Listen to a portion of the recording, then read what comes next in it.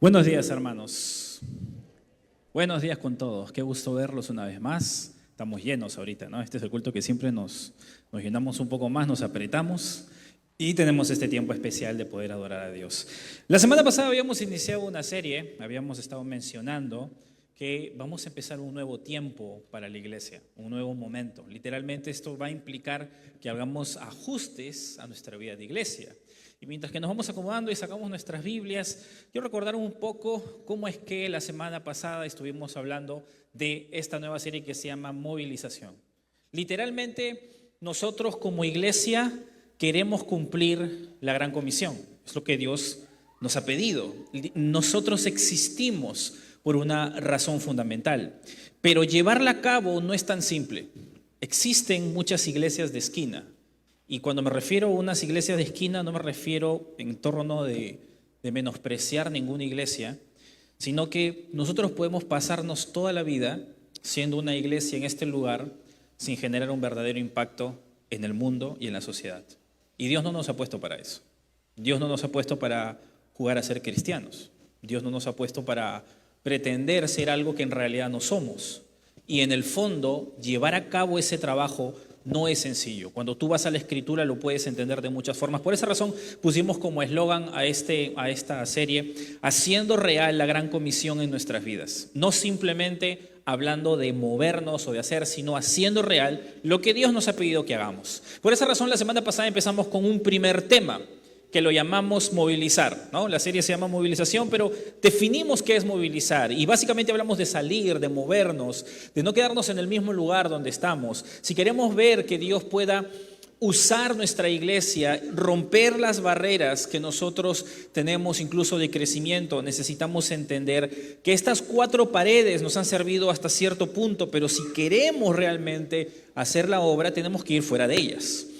Una palabra clave que yo hablé la semana pasada cuando hablamos acerca de esto es la palabra responsabilidad. Somos responsables. El responsable ya no es solo el pastor, ya no son solo los líderes, no solamente son los líderes de grupo pequeño. Ahora todos debemos cargar parte de toda esta maquinaria porque de lo contrario no vamos a ver la realidad del llamado que tenemos. Por eso la semana pasada hablamos de una forma un poco más dura, de una forma un poco más honesta, transparente, de que necesitamos reconocer que por el tamaño que tenemos, por la forma de vida que hemos desarrollado como iglesia, nos hemos venido cerrando. Y posiblemente sin darnos cuenta no hemos tampoco tenido la experiencia como iglesia de movilizarnos muy afuera. Hacemos actividades para que la gente sea alcanzada aquí.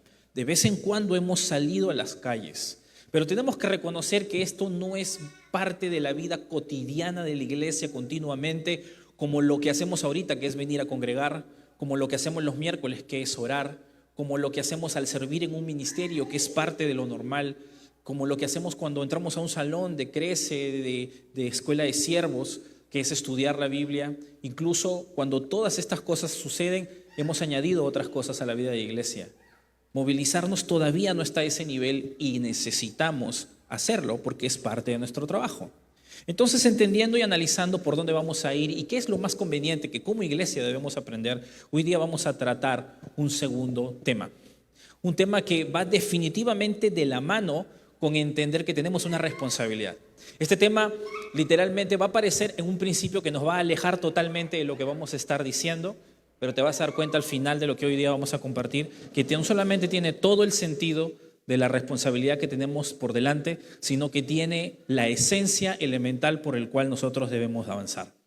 El tema de hoy día se llama impacto real, no solo impacto, sino un impacto que realmente genere una transformación. Cuando nosotros queremos hacer la gran comisión, nosotros no podemos pretender que el esfuerzo que vamos a tener que hacer, el trabajo que vamos a tener que desarrollar y la manera en la que lo vamos a hacer puede simplemente permear o colorear lo que está a nuestro alrededor. Nosotros no queremos simplemente hacer actividades, llevar folletos, tomarnos una foto y publicarla en el Face de que hicimos lo otro. No estamos aquí para cumplir una imagen publicitaria. No estamos aquí para decir, mi iglesia hace esto. No. Tenemos un llamado más alto, que es agradar al Padre.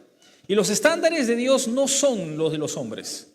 Y cuando hablamos de un impacto real, estamos hablando de algo que realmente afecte el mundo que nos rodea, la comunidad en donde nosotros estamos moviéndonos. Por esa razón, para llegar hasta ahí hay ciertas cosas que vamos a tener que entender, porque literalmente llegar hasta el final de la tierra no es algo que vamos a poder hacer solos, pero es algo que debemos iniciar nosotros. No necesitamos esperar a nadie más.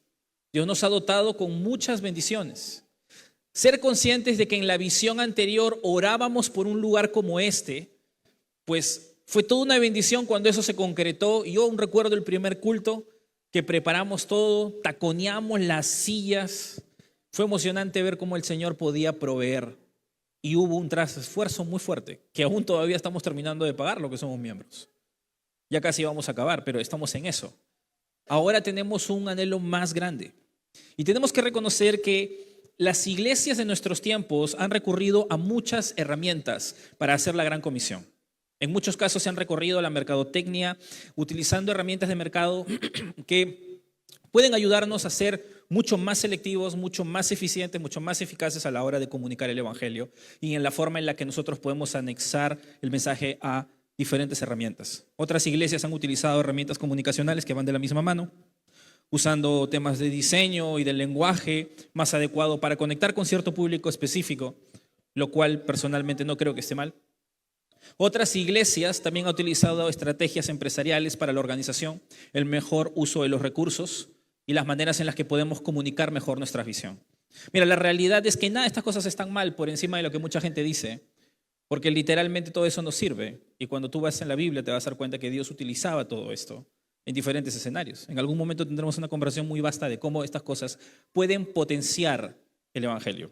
Pero la realidad es que nada de eso garantiza que tú puedas ser una iglesia que impacte. Yo no lo puedo decir desde el lado de ya haberlo hecho. Lo vamos a ver desde el lado de lo que la Biblia dice. Pero mientras que muchas iglesias han confiado solamente en estos métodos y no han observado la Escritura, qué es lo que la Biblia nos dice, qué es eso que genera ese impacto real, entonces vamos a tener problemas. Porque sí es cierto, la mercadotecnia, las herramientas comunicacionales y esta estrategia literalmente traen gente. Pero tú vas a un templo budista donde, por ejemplo, está ese templo de las ratas, ¿has visto? Y hay muchos más hindús que cristianos católicos, incluso entre comillas, ¿no? En una procesión en algún país de México, como México, por ejemplo. Hay mucho más cristianos que en una mega iglesia a veces que en Estados Unidos. Y la cantidad de personas que peregrinan hasta allá no son necesariamente la muestra de que los seguidores en número es lo que Dios está buscando, aunque necesariamente es lo que nosotros estamos hablando. Pero tenemos que entender que cuando nosotros vamos a hacer la obra de Dios, hay ciertas características que se tienen que cumplir y ciertos frutos que se tienen que dar. Porque hay algunas cosas que se han analizado y que nos ponen en evidencia. La empresa Barnard, que trabaja haciendo análisis del crecimiento de muchas cosas, sobre todo el cristianismo, analiza en Estados Unidos muchas cosas de la vida cristiana, pero por otro lado también analiza algunas cosas de Latinoamérica.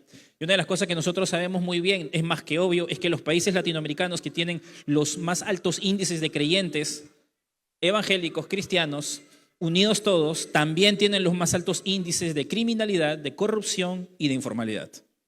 Es decir, en Latinoamérica existen varios países que son abundantemente cristianos. Nosotros estamos comenzando a ir por ahí también. Pero esos países donde los cristianos están abundando también están teniendo los más altos índices de criminalidad, de corrupción y de informalidad. Esto no se equipara al resultado que debería darse en la vida del país. Otra de las cosas que nosotros sabemos muy bien por esta empresa es que las iglesias no están reteniendo las nuevas generaciones porque no saben cómo conectarse con ellas. Se cree y se estima que los matrimonios que tienen 30 años para arriba, es decir, 30 años en su edad de ellos, no de casados, sino que si el padre o la madre tiene 30 años para arriba y tienen hijos, la mayoría de ellos, más del 50%, no van a saber cómo retener a sus hijos dentro de la iglesia y enseñarles el evangelio y van a permanecer. Ellos pronostican que tan solamente en 25 años las iglesias de esquina van a desaparecer. Es decir, esas congregaciones pequeñas que de pronto nosotros vemos por ahí, que están por años aguantando nada más, simplemente van a desaparecer porque ya no va a haber una generación que esté dispuesta a ir a una iglesia de ese tipo, literalmente. Solo las mega iglesias van a comenzar a crecer, a abandonar, a desarrollarse y si es que llegan a alcanzar a una siguiente generación. Otra de las cosas que nosotros podemos saber, y esto es más que obvio, es que la crisis como la pandemia puso en evidencia y descubierto lo frágil que es la vida espiritual de muchos cristianos. La pandemia apartó a mucha gente de la iglesia y cerraron muchas iglesias. Teníamos una iglesia evidentemente amplia, pero muy poca profunda. Y tan solamente una pandemia, que no fue una persecución directa donde nos pusieron una pistola en la cabeza, fue más que suficiente para que muchas iglesias cerraran y para que muchos cristianos dejen de ir a la iglesia. Cuando nosotros comparamos esto con el cristianismo del primer siglo, nosotros tenemos que sorprendernos porque literalmente en Hechos nosotros vemos un desarrollo descomunal de otra forma. Un impacto que se desarrolló sin mercadotecnia, sin tecnología, sin aviones y sin redes sociales que ahora nosotros tenemos. Sin internet para poder recurrir a la información y sin la posibilidad de que mucha gente no sabía leer ni escribir. Con eso aún peor todavía.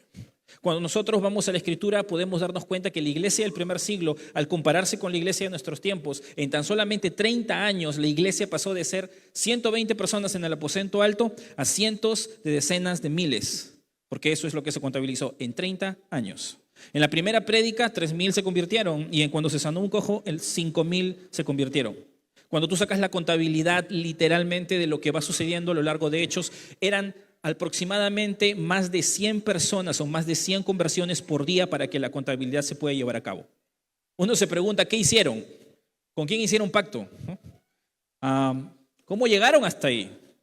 ¿Qué tuvieron que entender para que estas cosas se puedan ver ahí? Y uno dice, bueno, pero Hechos es un libro donde las cosas estaban iniciando y Dios tuvo una gracia sobrenatural ahí que no necesariamente va a tener a cada rato en la iglesia. Eso es cierto en un sentido y en otro no, porque vemos a la iglesia, cuando tú estudias la historia de la iglesia, en ciertos momentos de su historia hubieron picos de crecimiento, avivamientos muy notorios en donde la iglesia replicó lo que pasó en Hechos, así que no es algo aislado solamente de Hechos. Es algo que sí puede pasar y es algo que nosotros vamos a entender ahí. Cuando nosotros vamos a la Biblia vamos a entender entonces qué es lo que esta iglesia hizo para poder llegar a generar ese impacto profundo, ese impacto real. Esto que te voy a decir ahora va a parecer que se va a alejar, como te decía, de todo lo que hemos estado hablando, pero literalmente no tiene nada más de cierto que estar en el centro, en el eje del crecimiento de esta iglesia. Y el mejor ejemplo para poder ver un movimiento que revolucionó literalmente el Imperio Romano, no empezó con Hechos, empezó con un hombre que era un carpintero de Nazaret, que decían, ¿de qué vendrá algo bueno de Nazaret? Que comenzó a aplicar la ley como debía ser, tocando corazones y generando un movimiento que solo llegó hasta 120, pero con el impacto de tratar con muchas generaciones. Esto comenzó en Jesús y por esa razón vamos a ir a un evangelio para que nosotros podamos entender esta porción. Vamos a leerlo y luego vamos a orar. Dice en Marcos capítulo 1, versículo 40. Te pido por favor que busques en tu Biblia este texto para que podamos leerlo y es aquí donde nos vamos a detener y vamos a analizar. Marcos capítulo 1, versículo 40 dice lo siguiente. Marcos capítulo 1, versículo 40 dice así. Marcos 1, 40. Vino a él un leproso rogándole e hincada la rodilla le dijo, si quieres, puedes limpiarme. Y Jesús, teniendo misericordia de él, extendió la mano y le tocó y le dijo, quiero, sé limpio. Y así que él hubo hablado, al instante la lepra se fue de aquel y quedó limpio. Oremos. Padre Santo, gracias Padre, porque tú que eres bueno y nos has alcanzado con salvación, en un momento determinado revelaste a cada uno de tus hijos la forma en la que tú alcanzas las almas. Gracias porque nos diste salvación, porque tenemos la oportunidad de tener vidas nuevas, familias que pueden crecer bajo la sombra de tu consejo, bajo el cuidado de tu amor. Gracias, Padre, porque en Cristo tenemos grandísimas promesas y bendiciones que muchos hasta ignoramos, pero que están en Cristo. Gracias porque nosotros tenemos la eternidad de saber que pasaremos a tu lado, en tu presencia, en tiempos de adoración contigo. Gracias porque tenemos esperanza, porque no vamos a desfallecer en el olvido y en el dolor cuando pasamos momentos tristes. Gracias porque podemos mirar al cielo y en los momentos más tensos podemos mirar hacia ti y sabemos que tenemos el cuidado tuyo, observando y entendiendo lo que pasamos. Gracias, Señor, porque hemos sido grandemente bendecidos. Tu palabra nos enseña que nosotros debemos depender de ti. Y por eso te oro para que en este tiempo de estudiar tu palabra, tú nos des la sabiduría y el entendimiento para comprender cómo depender de ti y llegar hasta donde tú nos has pedido que lleguemos. Te oro por aquellos que entienden el tamaño de la obra, donde tú has puesto visión en sus corazones para sumarse a todo esto. Te oro por los líderes que entenderán el camino que debemos caminar. Y te oro para que en medio de todo eso no solamente el entendimiento llegue a nosotros, sino la fe necesaria para caminar hasta donde nos pides. Confiamos en ti de que tú tienes el control y pedimos que nos guíes en esta enseñanza de principio a fin. Ayúdanos a mantenernos concentrados y a entender lo que tienes que decirnos para sumarnos a tu obra y no hacer nuestra voluntad. Pedimos esto en el nombre de Jesús. Amén. Cuando leemos esta historia, que no parece tener nada que ver con el hecho de movilizarnos, con un hecho muy aislado, literalmente podemos encontrar el corazón del impacto verdadero que nosotros queremos dar. Cuando tú lees esta porción te vas a encontrar que todos los evangelios en algún momento van a narrar esta historia, van a narrar a Jesús sanando a este hombre leproso y en diferentes momentos van a poder decirlo de diferentes maneras. El evangelio de Juan es el único que no lo menciona, pero Mateo, Marcos y Lucas van a hablar acerca de cómo Jesús, él ya era famoso, él ya era un maestro consumado para muchos, había hecho milagros, muchas personas le seguían y su fama se veía en diferentes lugares. Una de las cosas que tú puedes observar claramente es que Jesús era famoso y en medio de lo que va a pasar, él va a llegar a un momento en donde tiene muchos seguidores, él tiene una masa siguiéndole, va a desarrollar un gran sermón, el Sermón del Monte, junto a sus discípulos. El texto nos explica que la multitud estaba por ahí. Él se retira a un lado, sube al monte, enseña a sus discípulos que estaban cercanos y luego baja del monte. Y mientras que baja del monte, comienzan a suceder una serie de acontecimientos donde Jesús tiene encuentros con personas en necesidad. Encuentros con personas que literalmente están pasando una vida muy difícil en ese tiempo y en el momento en el que Israel había recibido al Mesías en su tierra. Cuando esto mismo pasa es cuando él baja del monte y este leproso se acerca. Y es por esa razón que nosotros queremos entender en esta historia cómo es que aquí se nos narra un impacto tan profundo que va a marcar lo que continúa dentro del mismo texto de Marcos o de Mateo o del mismo Lucas. De lo primero que te quiero hablar es del leproso. Si tú lees esta porción, vino a él, dice, un leproso. Ser un leproso en la vida de Jesús, en los tiempos de Jesús, no era nada sencillo. Era literalmente una vida desdichada. No era nada sencillo por ningún lado vivir una vida de leproso. Primero, la lepra era una enfermedad horrible y no tenía cura para aquel entonces. Uno de los doctores en el 1800, de hecho un cristiano, un misionero que estuvo en Medio Oriente, en diferentes ciudades de la región y estuvo tratando o estuvo en contacto con muchos leprosos, describió cómo era la lepra. Y estamos hablando de 1800, hace 200 años, donde ya había mejores cuidados. No en la época de Jesús. Él dice lo siguiente: pierden el cabello de la cabeza y de las cejas. Las uñas se aflojan, se pudren y se caen. Los nudillos de los dedos, de las manos y de los pies se secan y se desprenden lentamente. Las encías se contraen y los dientes se caen. La nariz, los ojos, la lengua y el paladar se consumen lentamente. Esta es una porción de un libro que literalmente él describe sus memorias de cómo él veía a los leprosos y tenía contacto con ellos. Y lo hace sobre todo explicando esto porque lo triste de la lepra era no solamente que tú podías ir perdiendo forma humana, sino que una de las cosas que más golpeaba su alma y su ser interior era que su propio rostro dejaba de ser el que ellos tenían. Ellos comenzaban con el tiempo a olvidar la imagen que tenían de sí mismos y su propia valía era golpeada. La mayoría de ellos entraban en una depresión dura y la lepra no era para menos. Literalmente, ellos no solamente tenían que pasar esta crisis dentro de sí, sino que se volvían insensibles. Todos en esa época, en el mismo 1800 por ahí, tenían el mito de que el leproso de pronto se le evaporaba la piel y no se sabía de dónde de pronto la piel se le iba cayendo por partes. Hasta que se hizo una investigación en un leprosario que se tenían en diferentes lugares y comenzaron a buscar qué pasaba. Y lo que sucedió en la investigación es que se dieron cuenta que cuando los leprosos dormían, al tener la piel insensible, los roedores de los lugares donde ellos vivían salían, se comían sus partes de su cuerpo, sus dedos, sus manos, sus orejas, y se despertaban y como ellos no sentían nada, luego al día siguiente se despertaban sin una parte de su cuerpo. La lepra literalmente los hacía insensibles. Y créeme que no solamente no era tan higiénico, sino que literalmente era atroz para ellos porque ellos estaban muertos en vida y se sentían de esta manera. La ley del Antiguo Testamento trataba con la lepra de diferentes maneras. Un sacerdote tenía que diagnosticar la lepra y debía definir si estaba leproso, era inmundo o no era inmundo. Si era inmundo, tenía que vivir fuera del campamento. Él no podía volver al campamento hasta que sea limpio de su lepra. Y si él era limpiado, literalmente, él tenía que pasar un proceso ceremonial específico para poder ser limpiado. Si él era considerado inmundo, literalmente él era inmundo para todos y sobre todo para Dios ceremonialmente. Cualquier persona que tocare a esta persona se volvía impuro en sí mismo y él no podía entrar al templo. Él no podía entrar a una sinagoga, no podía tener contacto con su esposa o con su esposo, no podía desarrollar mucho estilo de vida que la ley mandaba que el judío tenía que tener. Por esa razón el leproso era marginado y menospreciado y dejado a un lado. El leproso como tal es visto literalmente en la Biblia como un hombre pecador. Y es un símil, es un tipo, una figura del pecado.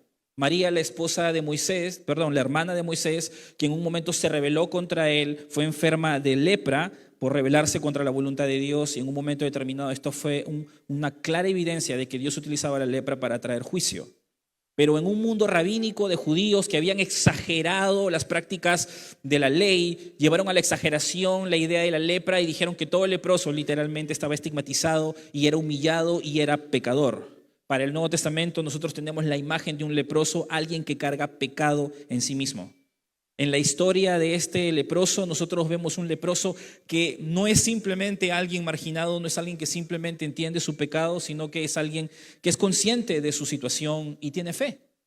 Porque nuestro leproso es un leproso que le ruega a Dios que le limpie, pero no le impone, no le exige, le pide y le pregunta si él quiere. No tenemos ninguna duda de que este leproso sabía que Jesús podía sanarlo. Jesús ya era famoso, ya había muchos milagros que se habían hecho. Este leproso sabía que Jesús tenía el poder para hacerlo y este leproso confiaba en que él podía hacerlo. Pero él entendía que tenía que haber algo en la voluntad de Dios para que él sea sanado. Él entendía que no era algo que él se lo mereciera. Al parecer, él está dejando entrever en esas palabras de si quieres, que de alguna forma él era consciente de que se merecía su lepra. No lo entendemos, no lo sabemos. Pero parece que eso es lo que él intenta deslizar en medio de sus palabras. Él literalmente se arriesgó a que Dios le diga, no, no quiero. Pero él entendía quién era Jesús. Este leproso se arriesgó a acercarse a Jesús en medio de una muchedumbre que literalmente lo podía apedrear en ese instante por atreverse a entrar cerca a la multitud. El leproso tenía una vida humillante y se bastó los reclamos. Ciertamente los leprosos eran vistos de esta manera, como la imagen de una persona pecadora. Y para nosotros el leproso es la imagen de una persona sin Cristo, en pecado, y que en este caso sobre todo es consciente de su pecado. Spurgeon, un gran predicador que en algún momento quizás has oído de él, habla acerca de este texto y dice lo siguiente. Sé que ahí está un poco chico, espero que lo puedas leer, yo lo voy a leer de todas maneras, pero lo traje aquí porque él lo explica de una forma maravillosa cómo compara este leproso con un marco para nosotros entenderlo. ¿Cómo quisiéramos que Jesús esté en medio de nosotros para que obre de la misma forma como en este leproso? Pero para eso necesitamos hombres en donde pueda reposar el poder de Dios. No ustedes, hombres buenos que poseen su justicia propia. Ustedes no les dan espacio para que Él pueda trabajar. Ustedes que tienen salud no necesitan médico. En ustedes no hay ninguna posibilidad que Él manifieste su fuerza milagrosa. Pero allá están los hombres que buscamos, desamparados, perdidos, llenos de maldad y condenándose a sí mismos. Ustedes son las personas que buscamos. Ustedes que sienten como si estuvieran poseídos por espíritus malignos. Ustedes que son leprosos con la lepra del pecado. Ustedes que son los individuos en quienes Jesús encontrará espacio amplio y suficiente para la manifestación de su santa habilidad. Yo podría decir de ustedes como una vez Él dijera del hombre que nació ciego: están aquí para que las obras de Dios se manifiesten en ustedes. Ustedes, con su culpa y su depravación, ustedes aportan las vasijas vacías en las cuales su gracia puede ser vertida. Almas enfermas en quienes Él puede manifestar su poder sin igual para bendecir y salvar. Spurgeon lo define de una manera muy clara. Hay todo tipo de leproso. Existen leprosos enfermos sin esperanza de ser sanados. Existe en la humanidad personas resignadas a no entender que no pueden cambiar, a no comprender que hay un Dios que puede transformar sus vidas. Existe un mundo lleno de gente que se ha resignado a tener una vida desdichada, llena de fracasos y perder todo el tiempo. Pero también existen leprosos incautos, ignorantes de su condición. De hecho, el mismo Spurgeon dice lo siguiente respecto a ese tipo de leprosos: tenemos un buen número de leprosos entre nosotros con la palidez de su enfermedad grabada sobre sus frentes, muy visible para quienes los miran, y aún así son indiferentes. No lamentan su perversidad, ni quieren ser limpiados de ella. Conviven con el pueblo de Dios y escuchan la doctrina de un nuevo nacimiento y las buenas nuevas de perdón, y oyen esas enseñanzas como si no tuvieran ninguna aplicación para ellos. Si acaso alguna vez les brota un deseo a medias de que la salvación pudiera venir a ellos, es un deseo demasiado lánguido para que puedan perdurar. Todavía no se han dado cuenta de su enfermedad y del peligro que corren, y no oran pidiendo ser libres de su condición. Hay mucha gente inconsciente de su pecado, pero la Biblia los describe como leprosos. Si tú no tienes a Cristo en tu corazón, la Biblia te describe como alguien así. El pecado es como la lepra. Va carcomiendo tu vida sin que tú te des cuenta. Quizás tú dices, pero yo no tengo muchos problemas, como el leproso que no sentía cuando un dedo se le caía. Cuando de pronto no se asustaba porque su hijo no lo quería ver o su esposa ya no lo quería amar. De pronto la gente comienza a perder todo tipo de sensibilidad y algunos incluso aman su lepra. Hay hombres que no quieren ser salvados, aman sus caminos de pecado y aunque quieren ir al cielo no quieren abandonar sus borracheras ni sus pecados que los condenan. Los leprosos eran obligados literalmente a estar juntos para que no se dispersen por la ciudad o por diferentes lugares y te los encuentres y te contagies. Ellos eran forzados a vivir en comunidades juntos. Estaba alegre aquel que se podía escapar de ese lugar. Pero en nuestros tiempos hay leprosos espirituales que aman estar en compañía de otros leprosos. Y es más, como decía Spurgeon en otra parte, aman a sus colegas leprosos y mientras más leproso, más lo admiran todavía. Porque ese es el mundo donde vivimos. Ignorantes de su lepra, ignorantes de su pecado, y nosotros vivimos ahí limpios de esa enfermedad si somos hijos del Señor. Pero esa es la condición del mundo. Los leprosos no entienden muchas veces su condición.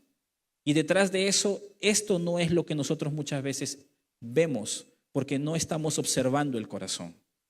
Cuando vemos esta porción se nos presenta un leproso para que nosotros seamos conscientes de la realidad de la gente que nos rodea. Incluso podríamos agregar algo aquí que se presta en el contexto de este lugar. Y es que en esta situación existen dentro de los leprosos los que podríamos llamar los anormales, los marginados. Nosotros vivimos en una humanidad y en una sociedad muy cruel. Vivimos bajo ciertos estándares, con muchas veces discriminando a las personas que no tienen nuestro mismo estilo de vida. A ellos les llamamos anormales, pero a los demás posiblemente los llamamos amigos, conocidos y cercanos. Sin embargo, por ahí siempre hay un loco, un raro, un extraño, alguien que apesta, por así decirlo. A veces, si no hacen lo que hacemos, si tienen los recursos que tenemos, si no incluso adoran como nosotros adoramos, nos parecen bichos raros, porque no se ajustan a nuestro estándar. Cuando sentimos algo de alguien que de pronto no encaja, no se acopla a lo que nosotros hacemos y somos, de alguna u otra forma los consideramos como leprosos, como marginados. Muchas veces nos sentimos incómodos cuando ellos están a nuestro alrededor porque no encajan con nosotros. Damos el mensaje de que tienen que cambiar para que los amemos. Las personas que son diferentes son vistas casi como leprosos porque de alguna u otra manera no nos gusta estar cerca de ellos y hasta podrían llegar al punto en el que nos convertimos como neonazis, queremos eliminarlos porque de alguna forma no piensan como nosotros. ¿Y sabes por qué es eso? Porque sabemos que si queremos acoplarnos o si queremos que ellos se acoplen a nuestro grupo, a nuestro círculo y nosotros a ellos, nosotros vamos a tener que ayudarlos. Nosotros vamos a tener que ir hasta abajo y escucharlos y entenderlos y darles una mano para que suban. Y en otras palabras, vamos a tener que amarlos más que a otros y no nos da mucha fuerza para eso. La realidad es que a nuestro alrededor muchas veces encontramos personas que no encajan bajo nuestros estándares, ¿no? Y por ahí hay alguien que de pronto dice, ay, ahí viene la que no se viste muy bien, ¿no? Ay, ahí viene la que no deja de hablar de sí misma. Todo el tiempo está hablando de sí misma, ¿no? Eso no está bien, pero ya la marcaron. Y ahí viene el que no habla, el seco, el aburrido. Está ahí, Su cumpleaños es un velorio. Y ¿no? Ay, también está el otro lado, ahí está la sanguínea, cállala por favor, ¿no? Ay, por ahí está la refinada, ¿no? Ya no sabe qué más ponerse en la cara. Pero ahí está. Ahí viene el sábelo-todo. Ese que siempre lo dice todo con un verso, un santurrón. Ahí viene la viejita, el viejito. No puede servir en ningún ministerio. Con las justas viene y se sienta. Pero nadie le habla. Y ahí está solo. Ahí viene el hermano que no me cae. Y que de alguna u otra forma puede tener limitaciones. Ahí está esa persona que tiene limitaciones mentales, posiblemente algún tipo de retardo. Y solamente, qué bien hermano, nada más. Cuando nosotros vamos a la Biblia nos damos cuenta que muchas veces las personas marginadas son las que primero tenían la atención de Jesús. Y son las que Jesús atendía de diferentes maneras. Nosotros hemos sido llamados a alcanzar leprosos. Nosotros hemos sido llamados a mirar como Jesús. Y lo hermoso detrás de todo esto es que el texto nos dice lo que Jesús hizo. Si tú lees el versículo 41, dice, y Jesús teniendo misericordia de él, extendió la mano y le tocó y le dijo, quiero ser limpio. Lo que tú ves en Jesús es que él tuvo una reacción y fue misericordia. La misericordia no es algo solo que se siente, es algo que se hace. La característica de Jesús en esto es que la misericordia lo lleva a la acción. Él siente en el corazón, pero lo demuestra con sus manos. Esto nos muestra una siguiente verdad que literalmente es la que a mí más me importa, y es que tú tienes a un Jesús dispuesto a sanar. No solamente a ver la necesidad, sino a hacer algo con la necesidad. No estar desconectado de ella y irse por su lado, sino a meterse literalmente a sanar. Y el ministerio de sanidad de Jesús no era algo casual, no era algo circunstancial, era intencional. Y cuando tú lees los evangelios te vas a dar cuenta que cada evangelista, sobre todo Mateo, lo va a describir de una manera muy precisa, que él no solamente vino a predicar, él vino a sanar. Mira, te quiero mostrar un texto que está en Mateo capítulo 4, 23, ahí está. Dice, y recorría Jesús toda Galilea, enseñando en las sinagogas de ellos y predicando el evangelio del reino y sanando toda enfermedad y toda dolencia en el pueblo. Este texto está para que uno entienda, en el tan solo capítulo 4, hay 28 capítulos en Mateo, pero en el inicio del capítulo 4, esta es la primera referencia en la que Jesús inicia su ministerio, y aquí se nos dice lo que él hacía. Número 1, él vino a enseñar en las sinagogas, a enseñar la ley de Dios, a mostrar la sabiduría de Dios para que los hombres entiendan, así se vive una vida que hace justa a Dios. Él enseñaba. Lo segundo, dice ahí, y predicando el evangelio del reino. Él decía, arrepentíos porque el reino de los cielos se ha acercado. La predicación literalmente lo que hacía era buscar una respuesta de la congregación. No solamente que sepa algo, sino que tomen una decisión. Una prédica es diferente a una enseñanza, porque una enseñanza te instruye, una prédica te mueve. Y esto es lo que Jesús estaba haciendo. Estaba llevando a las personas al arrepentimiento. Por eso Juan el Bautista hacía lo mismo. ¿Y dónde terminaban? En el río siendo bautizados para arrepentimiento. Jesús también hacía lo mismo. Predicaba el evangelio del reino. Arrepentíos porque el reino de los cielos se ha acercado. Y lo tercero que él hacía era sanar toda enfermedad y toda dolencia en el pueblo. Estas tres cosas eran parte del ministerio. Esta réplica de enseñar, predicar y sanar se repite en cada 4 capítulos, cada 5 capítulos en el Evangelio de Mateo. Todo el tiempo Jesús estaba predicando, enseñando y sanando, porque era parte del ministerio. No era suficiente con decirle a la gente que estaba perdida. Necesitamos ayudar su condición. Necesitamos ir más allá. Y es que esto nos enseña una realidad en la que nosotros no debemos obviar lo que pasa a nuestro alrededor. La enseñanza que Jesús daba les mostraba el amor de Dios. Instruía a la gente y les decía, Dios te ama así, Dios te va a bendecir de esta manera y de esta forma te va a hablar. La predicación los confrontaba y los conducía al arrepentimiento, los empujaba a tomar una decisión, pero la sanidad les demostraba el amor de Dios. Mientras que la enseñanza les mostraba el amor, la sanidad les demostraba el amor de Dios. Y esto es lo que nosotros debemos entender. No es suficiente con que yo me pare a hablar, no es suficiente con que salgamos a pronunciar palabras y decir que necesita la gente arrepentirse. Algo tiene que verificarse en sus corazones, diciéndoles que Dios les ama. Dios no hizo simplemente una propaganda publicitaria, no hizo solo su movimiento, no simplemente manejó un punto de una forma determinada. Él literalmente hizo intencionalmente enseñanza, predicación y sanación. Él sanó a este leproso porque le amaba. El amor era la marca de Jesús que impactó literalmente la vida de este hombre, y no es lo que a nosotros se nos pide, es literalmente lo que Dios nos pide, el amor. Mira, el mundo donde tú y yo vivimos celebra el amor, cree en el amor, hace películas de amor, hace una película de acción y le pone algo de romance. A veces lo confunden con sexo, pero intentan hablar del amor. Pero lo irónico del mundo es que a pesar de tener un día para celebrarlo, el 14 de febrero, es que mientras que celebran el amor, no viven dentro de él y van en contra de él. Y se ignoran y hasta se confunden ya intentando encontrar palabras diferentes para eso porque no saben ni cómo llamarlo. El creyente, por el contrario, es llamado a amar en todo sentido. Es llamado a no quedarse viendo la necesidad, sino a actuar. La marca del cristiano es el amor. Tú tan solamente tienes que leer Primera de Juan y todo Primera de Juan, básicamente una idea, que el creyente tiene una prueba de ser verdadero creyente, que ama. Y por esa razón él puede actuar. En el mundo donde tú y yo vivimos, nosotros tenemos que ser diferentes, porque el amor nos distingue como cristianos. Primero hay que entender que el mundo vive al revés, que dice amar y no ama. El mundo es un mundo diferente. En estos tiempos la gente es utilitarista. Que si tú no me sirves, que si tú no me das un beneficio, yo no tengo por qué ser tu amigo. Yo no tengo por qué conocerte. No necesito ser cercano a ti si tú no me beneficias en nada. Eso es ser utilitarista. Yo solamente me relaciono con aquellos que me sirven a mis propósitos. El mundo es individualista. Yo puedo venir a la iglesia, ser parte de esto y puedo usar la iglesia y después llevar mis propios planes y puedo venir aquí, ser parte de una comunidad, pero pensar solo en mis metas, pensar solo en mí mismo. El mundo es individualista, solo pensando en sí mismos a pesar de formar parte de una comunidad. Y el mundo es egoísta, literalmente. Esto es parte de la naturaleza humana.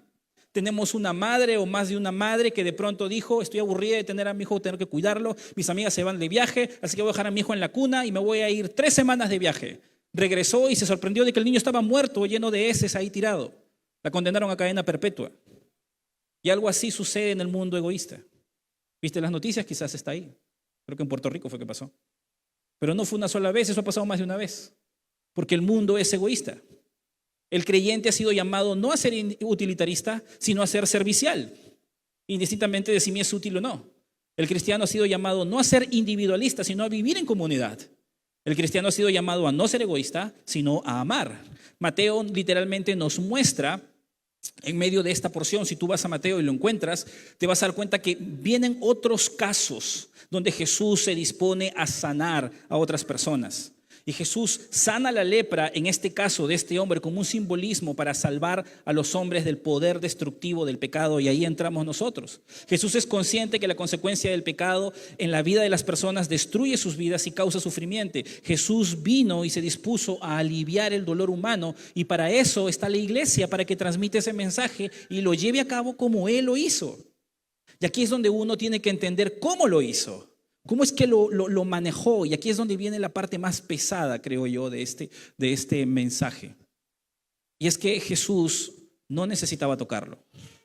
Esta quizás es la parte que es bien interesante. Todos los evangelistas que describen esta escena, describen con detalle cómo Él lo toca. Pero para que esto tenga sentido, tú tienes que pensar un poco cómo era la vida de un leproso. Era una vida desdichada. Yo ya te he dicho algunas cosas, pero literalmente deberías ponerte en las vendas de este leproso, porque él perdió todo. Es un hombre que posiblemente tenía esposa, y mientras que tú estás con tu esposa ahorita sentado al costado, o tu esposo al costado, y puedes tocar su mano, aunque a veces te quieras separar de él o de ella, él ya no podía estar con ella. Ya no podía tocarla. Ya no podía darle un beso en la mejilla. Si él tenía una hijita de esas que te conmueven el corazón cuando tú llegas a tu casa y viene corriendo y te da un abrazo y tú dices, qué hermosa mi pequeña, él ya no podía experimentar eso. No sabemos cuántos años habrá pasado eso. Si tenía un hijo, él ya no iba a poder verlo crecer y hacerse un hombre. Si él tenía un nombre, una imagen, esa imagen estaba ahora totalmente trastocada y sus posesiones, posiblemente su esposa, las debió haber vendido para poder sobrevivir, porque lo más probable es que en casa se hayan quedado sin alimento. Cuando la lepra avanzaba, se caían las partes del cuerpo y los hombres se tapaban la cara para que, ¿sabes por qué lo hacían? No solo porque no querían que los vean así, sino que no querían que sus familiares los recuerden al final de sus días de esa manera. En algunos casos las familias dejaban de ir para dejar de verlo porque no querían quedarse con un recuerdo de estos hombres de esta manera. Mandaban sirvientes para que eso pudiera suceder. Estos hombres perdieron todo tipo de amistad, todo tipo de contacto normal humano. Ya no podían ir a la playa con su familia. Ya no podían salir de peregrinación a la ciudad y visitar otros lugares, lo que para nosotros sería ir de viaje a un mall. Ellos ya no podían hacer eso. Ellos fueron sacados de la vida en la ciudad donde tenían agua cerca, baño cerca, ahora tenían que vivir en una cueva y ahí limpiarse con lo que encontraran. Ellos estaban estigmatizados porque eran símbolos del pecado y ellos perdían todo tipo de imagen valiosa porque eran humillados. Ellos cada vez que veían a una persona sana tenían que decir inmundo, inmundo, y tenían que caminar con una campana para que le escuchen si estaba lejos incluso. Ellos tenían que a sí mismo humillarse para que el otro viva en santidad. Ellos estaban totalmente desconectados de lo que significaba tener un contacto de vida normal. Ellos no sabían qué era el trato de tú a tú, a menos que lo estén haciendo con un leproso del que no le podían ver la cara porque también estaba vendado. Ellos ya no sabían que era un apretón de manos. Ellos ya no entendían que era literalmente encontrarte con una persona ocasionalmente en la calle y de lejos ver, hola, ¿cómo estás? Porque lo que tenía que él gritar es inmundo, inmundo. El contacto que él había perdido era un contacto totalmente de afecto físico hacia todas las personas que él conocía. Y cuando en medio de todas estas cosas, todo esto sucede, Jesús es consciente de lo que a él está pasando. Lo interesante es que, como te dije, ningún evangelista que escribe esto obvia decir lo que va a decir a continuación este texto. Si tú lees conmigo, dice ahí lo siguiente. Y Jesús, versículo 41, teniendo misericordia de él, extendió la mano y le tocó, y le dijo después de tocarlo, quiero, sé limpio. Y mira la especificación con que Marcos nos va a decir en qué momento fue sanado. Así que él hubo hablado, no cuando le tocó, sino cuando él habló, al instante la lepra se fue de aquel y quedó limpio. Esto es sumamente importante marcar, porque cuando tú ves esta porción, lo que vas entendiendo es que Jesús no necesitaba tocarlo. Jesús, en medio de todo lo que va a decir, él no necesitaba tocarlo porque él, con el poder de su palabra, podía haber dicho, sé limpio. Él es el que en Génesis dijo, hágase la luz, y la luz se hizo. Pero él quiso tocarlo, literalmente. Y lo quiso hacer porque antes de sanarlo físicamente, quería sanar su alma. Él sabía que tocarlo era tocar su alma.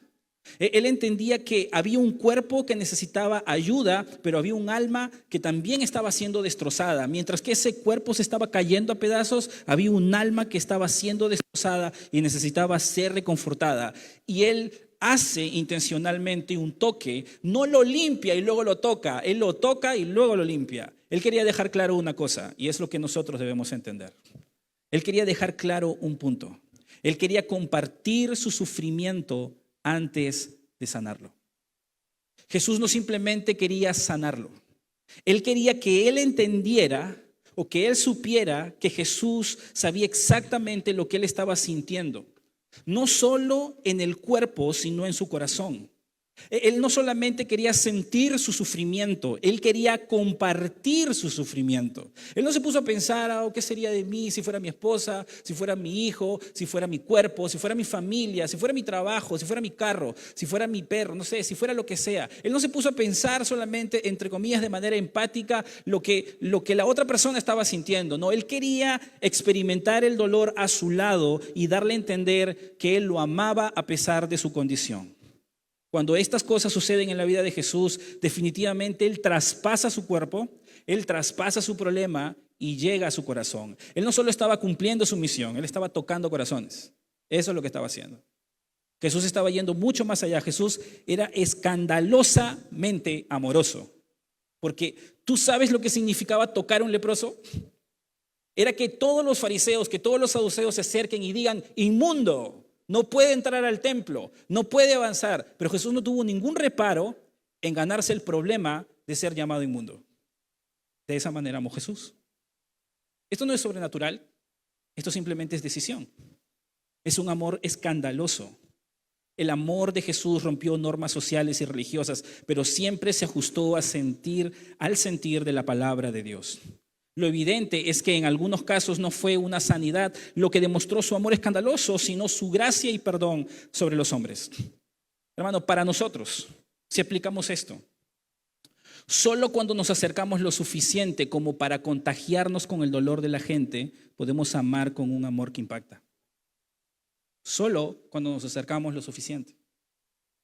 Es decir, cuando nos arriesgamos a ser rechazados, a ser ofendidos, a ser ninguneados o hasta a ser engañados.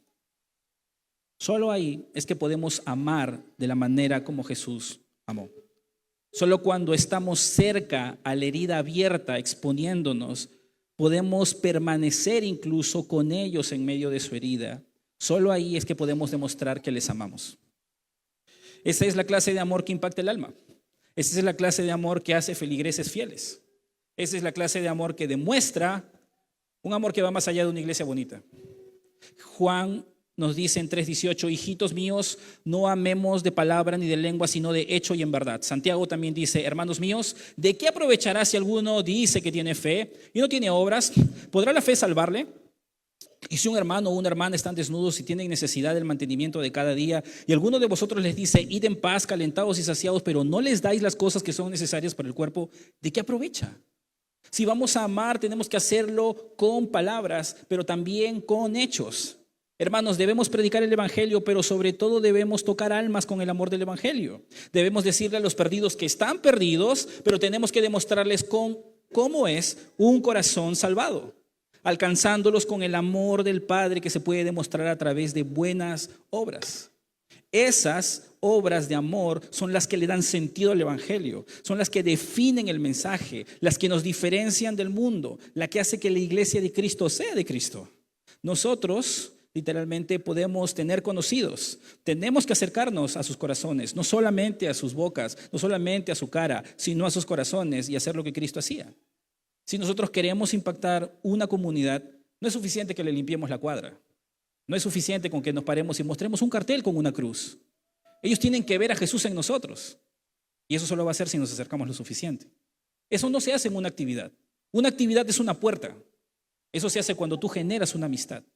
Eso se hace cuando tú vas más allá y tienes espacio para los demás. Y sabes, Jesús no hizo esto solo con el leproso. No es un caso aislado. Si tú vas a Mateo, incluso yo quise en un momento desarrollarlo ahí, pero el tiempo no me daba. Pero si tú vas a Mateo te vas a dar cuenta que después del leproso se acerca un hombre que tiene un enfermo que es su siervo y él es un romano, él es un gentil. Que Jesús entre literalmente a la casa de un gentil era algo que lo hacía impuro también. Y en medio de las cosas que él tenía que hacer, este hombre se acerca y le dice a Jesús, por favor, sana a mi siervo, pero no entres en mi casa. Yo sé que tú tienes el poder para hacerlo sin ir. Pero antes de que él especifique el hecho de que no vaya, Jesús le dice, yo iré y le sanaré. Y Mateo nos dice, no que Jesús responde, bien, vamos a sanarlo. No, Mateo especifica que Jesús dice, yo voy a ir y estando ahí lo voy a sanar. Como para darnos a entender que Jesús tenía toda la disposición de ganarse el pleito de que le digan impuro otra vez.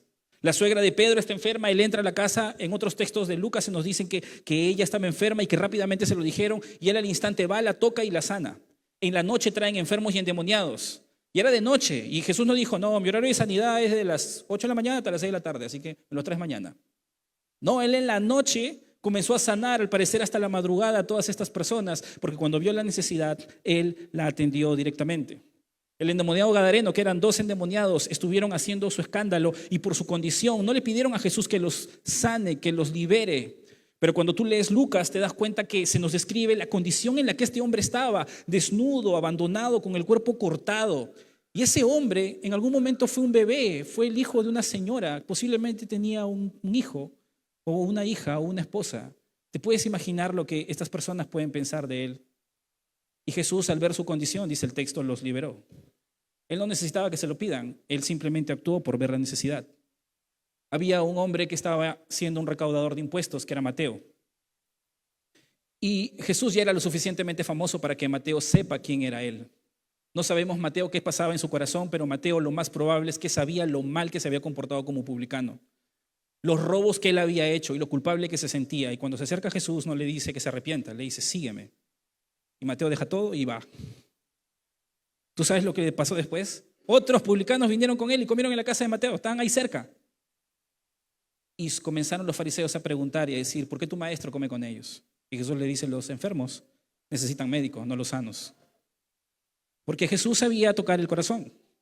No necesitaba un leproso en una muerte terminal para que recién tocara el corazón. Él sabía cómo tocar el corazón. Había una mujer con flujo de sangre que literalmente estaba por ahí, escondida en privado, queriendo tocar los flecos de Jesús de su manto.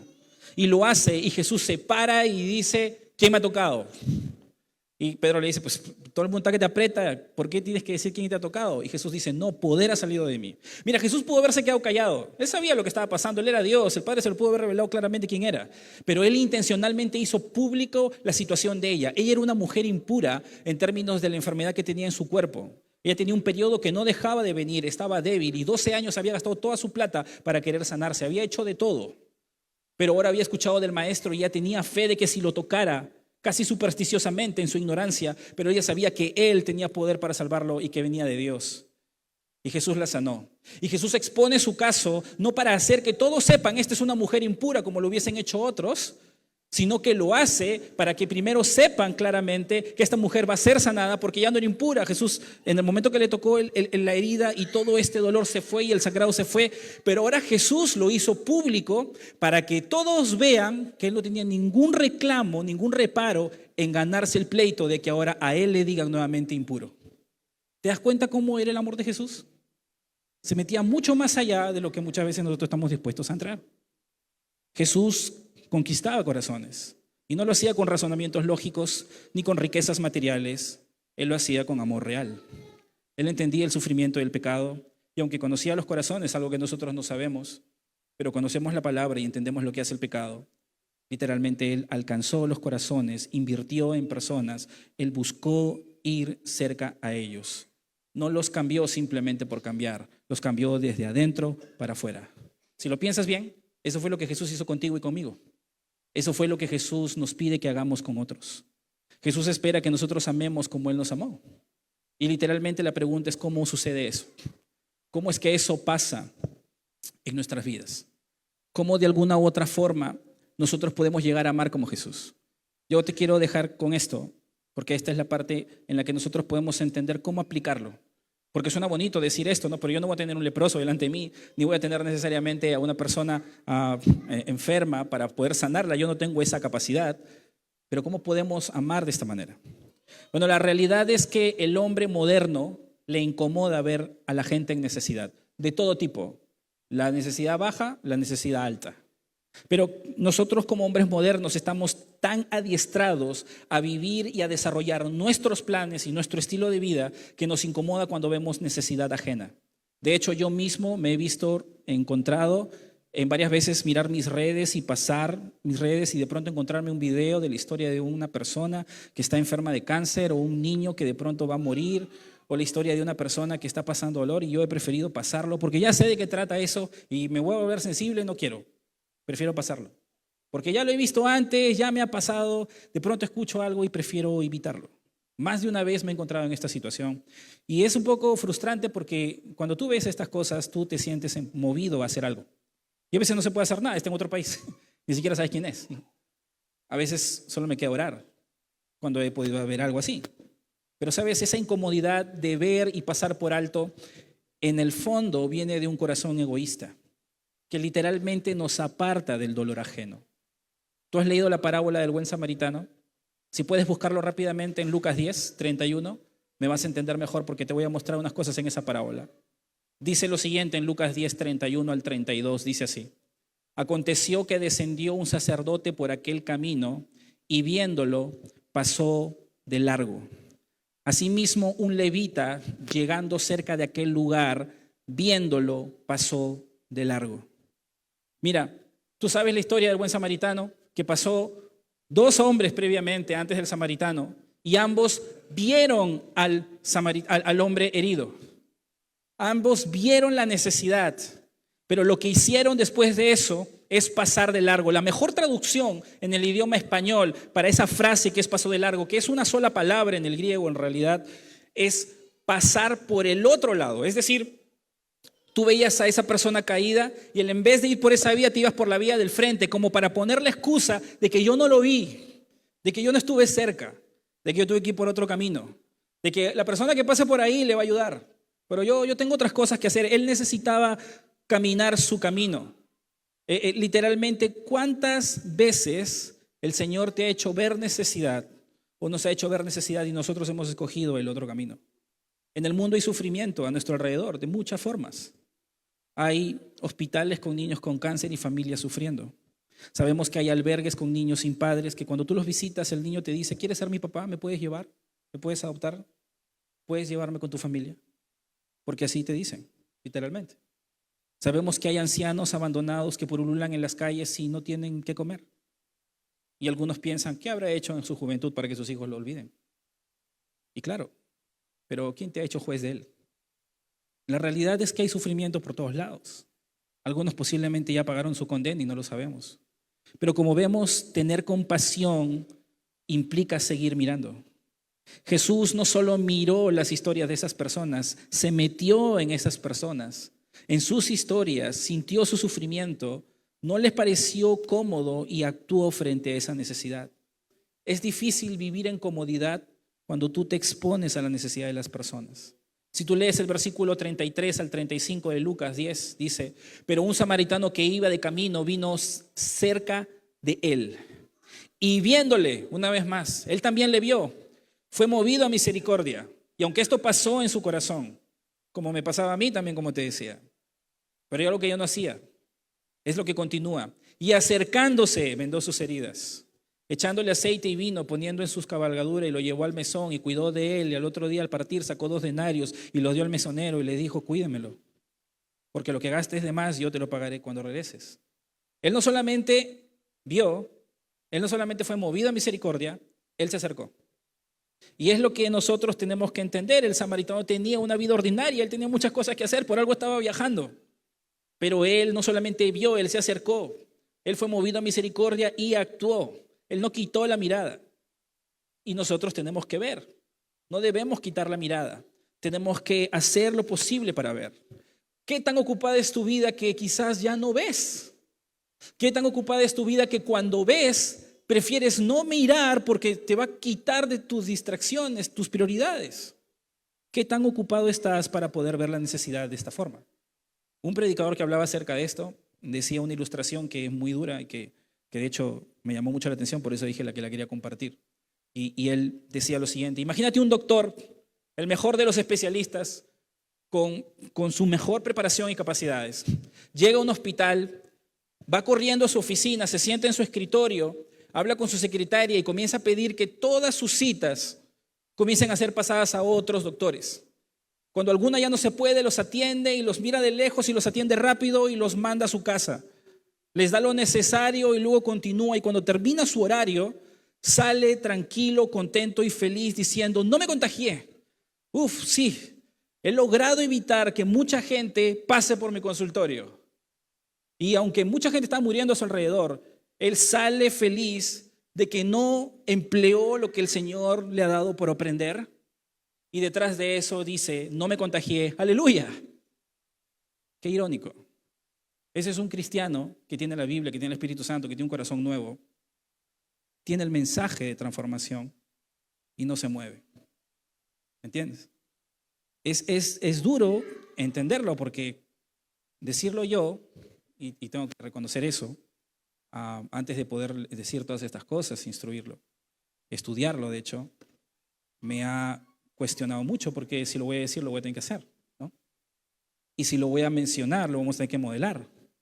Y para eso estamos los líderes en la iglesia, para poner el primer paso, para poner el camino. Pero tú tienes que seguir, pero tú tienes que sumarte, pero tú tienes que hacer. Es lo que la Biblia nos llama a hacer. No a jugar a ser cristianos. No queremos ser una iglesia de esquina. Debemos hacer lo que el Salvador hizo por nosotros y entregar la verdad del Evangelio. Ir será parte de la vida de iglesia, literalmente. Todos de manera consensuada sabemos que congregar, estudiar la Biblia y servir es lo básico que hace un cristiano, ¿no? Todo buen cristiano congrega, estudia la Biblia en algún curso, en algo y sirve en un ministerio. Si bajas de este estándar, como que hay algo que no está bien y como que por A o B te ve. Y siempre hay circunstancias, no quiero marcar a nadie, hay coyunturas, hay momentos, hay gente que simplemente no lo puede hacer porque no quiere alinear sus vidas a la palabra y por eso no se le da el privilegio de servir. Hay personas que no llegan ahí porque no tienen el compromiso. Pero hay gente que sí entiende que esto es lo básico. Nosotros como iglesia, a diferencia de otras iglesias, hemos puesto un cuarto factor. Y ese cuarto es vida en comunidad. En esta iglesia ya casi todos saben. Tú aprendes a congregar, estudias la Biblia, sirves y entras a un grupo pequeño y te mueves en familias pequeñas porque entendemos a nuestro tamaño y en la forma en la que vivimos que necesitamos vivir en comunidad. Hay un cuarto camino. La visión anterior nos ayudó a poder implantar eso. En esta visión vamos a poner un quinto punto. La vida cristiana aceptable es una vida que se moviliza. No solamente es una vida en comunidad, es movilizarnos. No podemos quedarnos en estas cuatro paredes. Los pastores estamos haciendo lo necesario literalmente para que esto pueda ajustarse a la vida de todos, a los nuevos y a los antiguos, y que todos puedan estar con nosotros y todos nos vamos, algunos con tareas más grandes y otros con tareas más cortas, pero literalmente lo vamos a hacer. Se viene. Vamos a hacer prédicas evangelísticas. De hecho, el anuncio que va a venir más adelante va a decir eso. Vamos a salir a las calles a predicar. Vamos a ir a instituciones, colegios, albergues, asilos, si Dios así lo permite. Vamos a ver lo posible por abrir iglesias. Tocaremos puertas y abriremos puertas para predicar el evangelio, porque de eso se trata. No solo hablar, tocar corazones, hermano. Y creo que entiendes que la organización de la iglesia va a organizar actividades, pero tu trabajo, mi trabajo, es tocar corazones. Esto va a requerir entrega, va a requerir que nosotros vayamos más allá. Los pastores estamos trabajando para que eso suceda. Toma tiempo, no es nada simple hacerlo. Hay muchas cosas que consensuar, medir y calcular. Hay muchos ministerios y de hecho hay muchos líderes de ministerio que han diseñado sus ministerios no pensando que necesitamos ir. Y tenemos que reformular todo eso. No es nada sencillo, porque los que sirven abajo están acostumbrados a eso y se tiene que trabajar. Cuando se pidan voluntarios para poder ir a predicar y a servir en otros lugares, vamos a necesitar que tú te puedas incorporar. Mira, en este momento hay una iglesia que nos está pidiendo que la tomemos como iglesia madre. Es una iglesia que en la pandemia pasó algunos problemas, algunas situaciones, tiene un lugar propio, tiene una pequeña congregación, está en una situación, en un lugar donde pasan carros, una avenida. Podemos literalmente ver ahí a Dios obrar en algún momento. Y nos están pidiendo que nosotros tomemos la iniciativa y mandemos a un pastor en ese momento. No tenemos un pastor que mandar allá, o sea, literalmente. Y tampoco vamos a mandar a un hombre solo ahí, porque eso no es lo que la Biblia enseña. La Biblia enseña que se manda un equipo, como hacía Pablo. ¿Quiénes van a ir? Si lo aceptamos. Tenemos en este momento en mi Perú la iniciativa de una iglesia, un grupo pequeño que ha venido creciendo. Yo con otros siervos de Dios hemos venido yendo, algunos van participando. Y Dios quiera, de aquí un par de semanas vamos a tener un primer culto domingo en la mañana. Algunos no lo sabían, algunos sí lo sabían, por ahí lo conocían, pero eso es una iniciativa que se está trabajando. Tenemos en Profan toda una comunidad de niños en riesgo que se viene trabajando y se están haciendo arreglos y necesitamos bastante presupuesto, de hecho, en estos momentos para poder reestructurar el trabajo que se está haciendo. Pero tenemos eso, tenemos la necesidad que en nuestra comunidad, aquí en el cercado de Puente Piedra, solo cercado.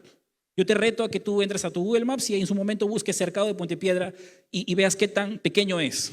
Tenemos una primera meta este año y el año que viene de que cercado de Puente Piedra sepa qué pasa acá. Mucha gente de cercado sabe que acá hay una iglesia, sabe que hay un cartel y entienden que acá vienen cristianos, pero no saben qué pasa acá. Nosotros vamos a tener que ir allá para que ellos sepan qué pasa aquí. Esa es una meta que tenemos que tener. Tenemos lazos literalmente ya con colegios donde se ha ido a predicar, y antes hemos hablado acerca de esto, porque necesitamos explotar esas herramientas. Literalmente el trabajo es más grande. Vosotros sois la luz de la sal de la tierra, pero si la sal se desvaneciere, ¿con qué será salada? No sirve más para nada, ni ser echada afuera y hollada por los hombres. Vosotros sois la luz del mundo. Una ciudad asentada sobre un monte no se puede esconder.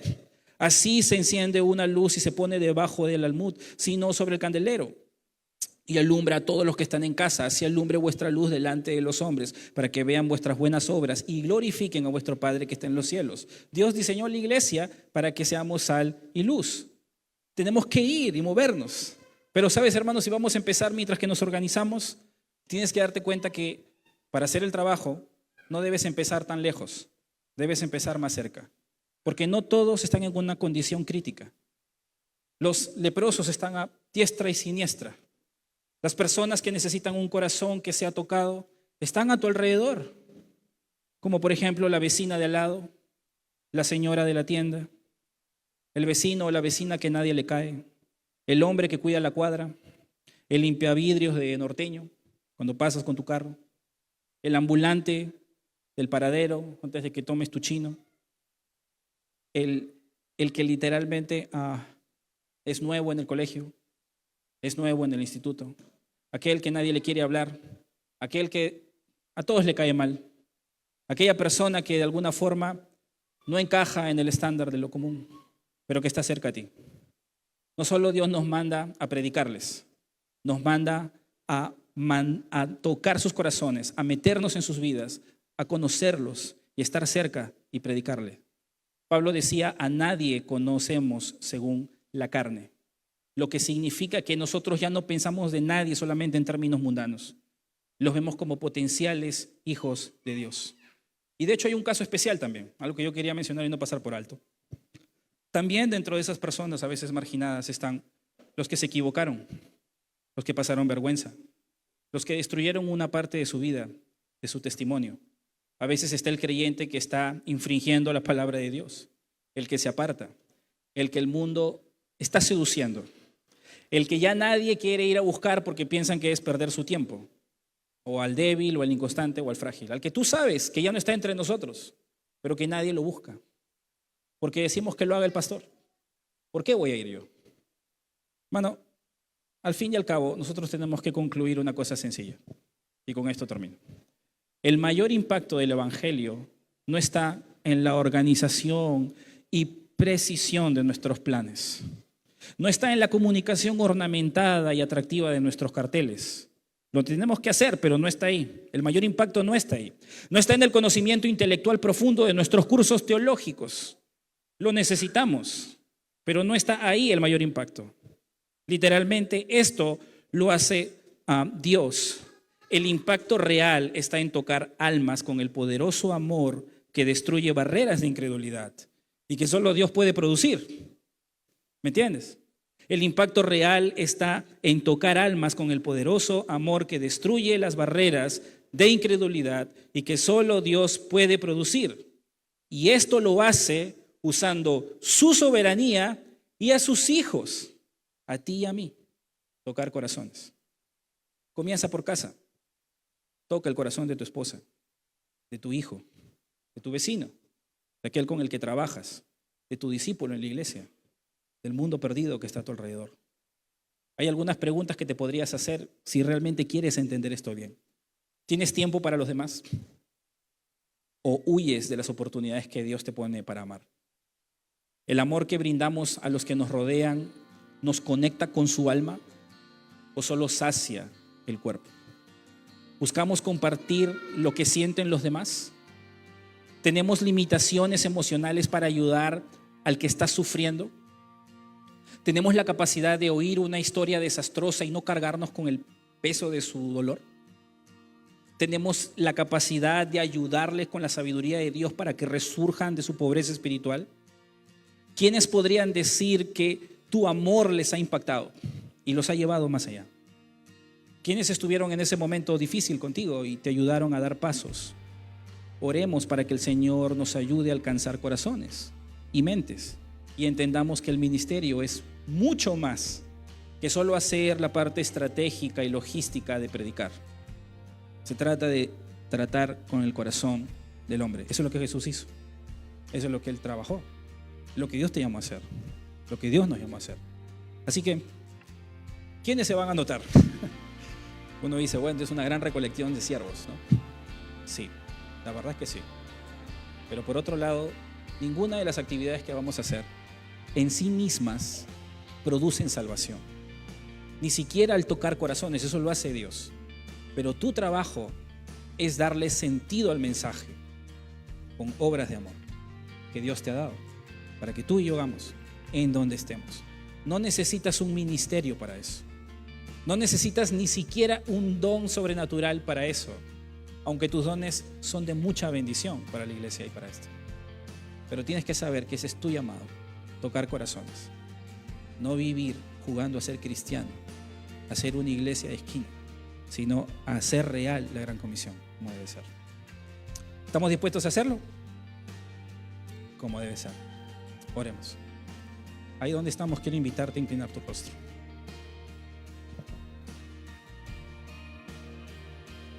Hay tantas cosas que nosotros debemos hacer y muchas cosas que tenemos que cubrir. Hay algunas preguntas que podemos hacernos como, ¿tengo las finanzas ordenadas como para ser generoso? ¿Tengo la disciplina en mi vida personal, el orden, como para poder darle tiempo a otros? ¿Tengo las cosas arregladas en mi hogar como para poder compartir la transformación de mi vida y de mi familia? Si queremos que Dios nos ayude a tocar corazones, debemos ordenar nuestro propio corazón. Debemos ordenar nuestra propia vida. Y quizás este es un buen momento para analizar eso, para considerar qué es lo que quizás no está ordenado o le falta aún ponerse en su lugar. Ninguno de nosotros es perfecto. Ninguno de nosotros tiene la vida hecha. Pero todos hemos sido llamados al mismo trabajo. Y si tú no tienes a Jesús y nos estás visitando hoy, tienes que saber que Cristo te ama y puede transformar tu vida. Él conoce exactamente lo que tú pasas y sientes. Él entiende dónde estás. Y no solamente te puede limpiar de tu pecado, puede transformar tu vida. Es por eso que te animamos a que te acerques al Señor. Te predicamos de Jesús para que inicies una vida con Él. No te imaginas todo lo que tiene para sus hijos. Si tú quieres aceptar a Jesús, hoy es un buen momento. Podemos ayudarte a tomar esa decisión. No es difícil, pero sí tienes que decidirlo. Y si tú estás en medio de nosotros y quieres aceptar a Cristo en tu corazón, quiero animarte a que hoy tomes una decisión. Y si tú quieres pedirle a Cristo que entre a tu vida y que transforme tu ser, dile en oración esto: Padre, perdona mis pecados, límpiame de mi maldad y permíteme conocerte personalmente. No lo entiendo todo, ayúdame a entenderlo. Si tú haces esa oración con fe y le buscas a Dios, Dios va a responder. Y si tú quieres aceptar a Cristo y has hecho esta oración, ahí donde estás, quiero pedirte, ahí con tus ojos cerrados, que solo alces tu mano y la bajes para yo orar por ti en este momento. Queremos pedir exactamente, si tú quieres tomar ese. Muy bien, hay una hermana, puedes bajar tu mano. ¿Hay alguien más que quiere pedirle al Señor entrar a su vida? Antes de que oremos. Muy bien. ¿Hay alguien más en medio de este tiempo que quiere aceptar a Cristo en su vida? Si tú eres hijo de Dios, lo mejor que puedes hacer es analizar tu vida y entonces considerar claramente qué es lo que el Señor te está pidiendo en este tiempo de tu vida. Quizás antes no era claro, quizás ahora es más obvio.